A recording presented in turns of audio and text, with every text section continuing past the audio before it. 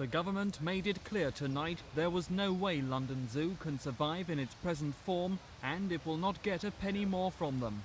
What I'm not prepared to do is to act irresponsibly and pour taxpayers' money, what appears to be, into an organisation which is not economically viable, and as it's currently run, if it were to continue in that vein, could not be.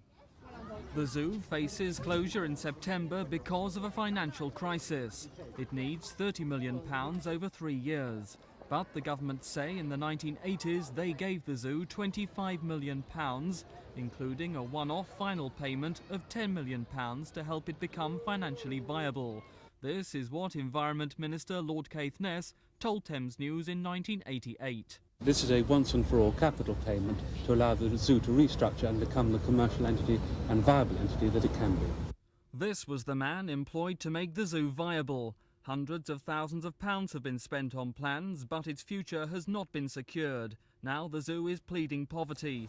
Today, ecologist David Bellamy joined the campaign to save the zoo.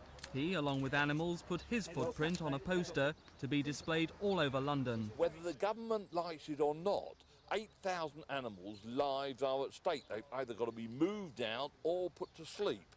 But the London Zoo perhaps might be seen by many to be appropriate for the 19th or the earlier part of the 20th century. I wonder whether it's appropriate for the 1990s or the 21st century. And I find it interesting to see how zoos or safari parks have changed to meet the public's demand and need and interest. And perhaps something needs to be looked at along those lines. Certainly I, for one, am prepared to look at something like that. But continuing funding the present operation, its present location, no way.